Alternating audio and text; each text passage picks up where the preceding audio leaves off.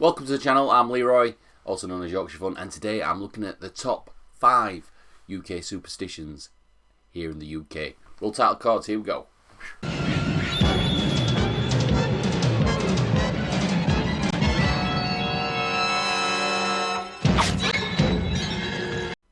Yes, today I'm looking at the top 5 superstitions here in the UK. I'm going to do the, no particular order, these are the 5 most popular ones. 75% of people in the UK are superstitious, and it is mind-blowing, like especially when you think a lot of people are atheists and a lot of these are quite religious or date back to religion, but people still go by it. I still go by it. If I see a magpie, I salute it. Do you? If there's only one, we'll go to that more into the video. But yeah, kicking off the list, number 5 is number 13. Many of us can't help but the trepidation of Friday the 13th. You hear it when you're at work. Oh, it's Friday the 13th, something bad going to happen. Still to this day, it's 2024. And a lot of houses, a lot of new builds don't have the number 13. £4,000 less on average. Every single house that has number 13. The 13th floor on a hotel, a lot don't have it. In China and Japan, they have number 4, what they're afraid of and very superstitious about, which kind of sounds like death. So Friday the 13th. Now, when I've looked at this deep dive, a lot of it seems to be fall into 2 categories. One is that the 13th guest of the Last Supper was Judas, and we all know that Judas was bad, but supposedly he links into 2 of our top 5 superstitions on the list. So he was the 13th guest, and obviously we all know that he betrayed Jesus. So that is why number 13 is classed as unlucky because of Judas. However, some people find the number 13 lucky. Taylor Swift is known for having number 13 written on her hand and her arm. It's her lucky number.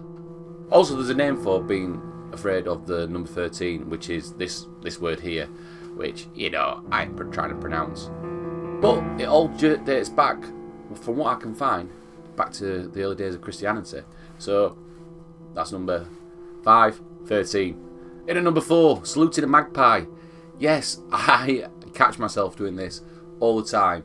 If I see one magpie, I think that it's bad luck, so I salute it. And I am terrible with nursery rhymes, but the one thing that I always remember was 1 for sorrow, 2 for joy, 3 for a girl, 4 for a boy. I think that's what it is. I'm probably wrong. But once again, magpies go back to Christianity. Now, these are some of the things where it's kind of blurred. Now, some people think that when Noah had his ark, that he invited all the animals on. However, the magpies didn't want any of it.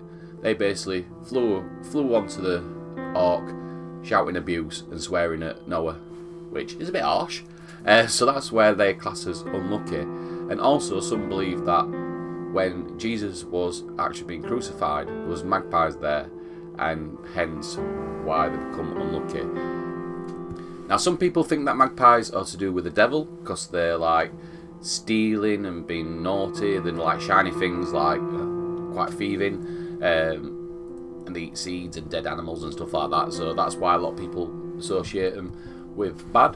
So the rhyme that I remember being from, like being at junior school and nursery, was 1 for sorrow, 2 for joy, 3 for a girl, 4 for a boy, 5 for silver, 6 for gold, 7 for a secret never to be told.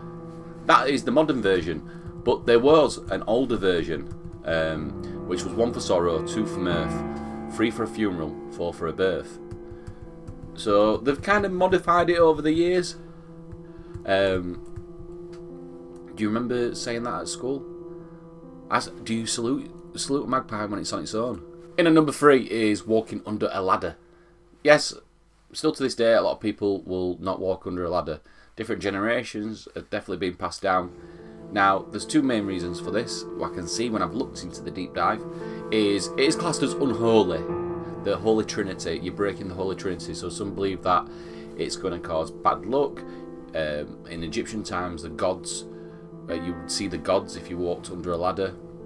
And the more modern times, it believed that is where they used to, on the gallows, they used to hang witches. So if you walk under a ladder, you could see evil and death. In at number 2 is throwing salt over your shoulder, over your left shoulder to be exact. It's supposed to be bad luck, and one of the reasons that this is it dates back once again to early Christianity and the Last Supper, that Judas supposedly knocked over salt onto the table, and we all know how that story ended. But that is why you throw salt over your left hand shoulder. Now, some people also believe that the devil is always lurking and the evil spirits are always lurking over your shoulder, and throwing salt is basically throwing salt into their eyes, which I don't really want to piss off the devil, you know what I mean? If you're superstitious or not. In at number 1 is breaking a mirror. 7 years bad luck. We've all probably broke a mirror, unfortunately. But there's 3 origins for this. One is the Romans thought that you breaking a mirror was basically predicting a death. The Venetians, who used folklore to protect their beautiful mirrors from being broken by servants, or the Victorians, who covered up mirrors basically to stop the souls being trapped inside the mirror. In ancient Greece, they believed that mirrors showed the reflection of the soul, and in Roman times, they believed that mirrors was their guide to seeing gods. So the gods would look through the mirrors at them. So breaking them would be considered disrespectful and bad luck. And that is where the bad luck and 7 years bad luck comes from. And obviously, some honourable mentions.